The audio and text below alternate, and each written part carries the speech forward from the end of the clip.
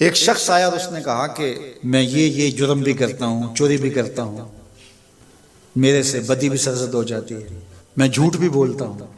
اس نے کہا میں سب چھوڑ نہیں سکتا۔ تو میرے آقا نے فرمایا کہ تو جھوٹ چھوڑ دے، میرے سے وعدہ کر کہ تو نے جھوٹ نہیں بولنا۔ اس نے کہا ٹھیک ہے، اس چیز کا میں وعدہ کر لیتا ہوں۔ اس کا یہ مطلب نہیں ہے کہ باقی چیزوں کی اجازت اللہ کے محبوب نے دے دی۔ یہ حضور کی تربیت کا طریقہ تھا، مربی کو پتا ہے کس طرح تربیت کرنی۔ ایک صاحب آئے، اس نے کہا حضور میں اسلام تو قبول کرتا ہوں لیکن نمازیں 5 نہیں پڑھ سکتا، نمازیں 2 پڑھوں گا۔ مسند امام محمد بن حنبل میں روایت ہے۔ تو آقا کریم نے فرمایا ٹھیک ہے، 2 نمازوں پر اس کو بیعت کر لیا۔ اس نے جب 2 پڑھی، اس نے کہا میں تو تہجد بھی پڑھوں گا۔ 2 نمازوں کا چسکا، 2 نمازوں کی لذت آئی تو اس نے کہا میں باقی 3 کیوں چھوڑوں۔ تو یہ طریقہ تھا، تو اس سے یہ عہد لیا کہ تم نے جھوٹ نہیں بولنا۔ اب جب چوری کو جی چاہا، ماحول پیدا ہوا، تو سوچا کہ اللہ کے رسول نے اگر یہ پوچھ لیا کہ چوری کی تو حضور سے یہ تو عہد ہے جھوٹ نہیں بولنا، تو پھر حضور کو بتانا پڑے گا کہ میں نے چوری کی ہے۔ تو یہ تو حضور کے سامنے شرمندگی ہوگی۔ چوری چھوڑ دی۔ پھر کہا کہ جب بدی کو جی چاہا، طبیعت میں غلبہ ہوا گناہ کا، تو پھر سوچا کہ اگر رسول اللہ نے پوچھ لیا تو جھوٹ تو بولنا نہیں، تو پھر حضور کے سامنے شرمندگی ہوگی، کیا بتاؤں گا حضور کو۔ برائی بھی چھوڑ دی۔ شرمندگی کسی کے سامنے نہ ہو، یہ حیا ہے۔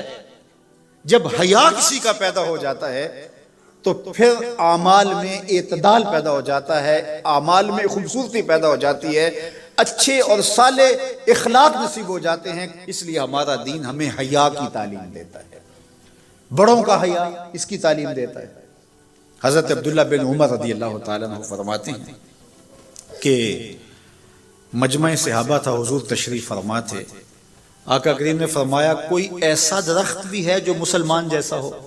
تو کہتے ہیں میرے ذہن میں کھجور آئی، میرے ذہن میں کھجور کا درخت آیا کہ وہ خزاں میں بھی نہیں مرجھاتا، پھل بھی دیتا ہے۔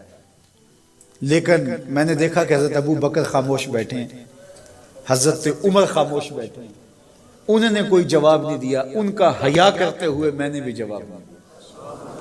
بعد میں حضور نے فرمایا کہ کھجور کا درخت ہے۔ کہتے ہیں میرے دل میں بھی یہی تھا اور میں بولنا چاہتا تھا، لیکن ان بڑوں کا حیا کرتے ہوئے، میں چھوٹی عمر کا تھا، میں نہیں بولا۔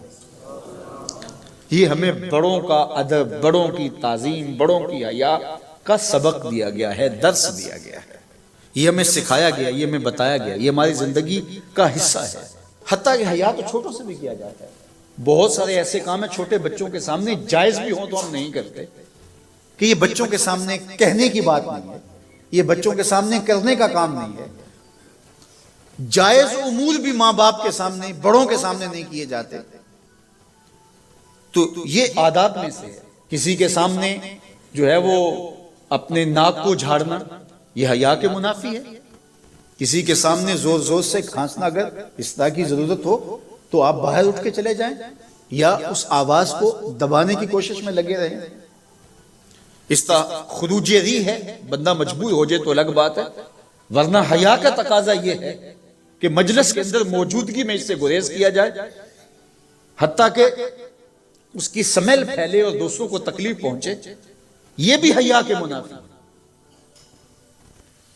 اللہ اکبر۔ تو یہ بات ذہن میں رکھیے گا کہ حیا ہمارا دین ہے اور ہمیں حیا اختیار کرنے کی تلقین کی گئی ہے۔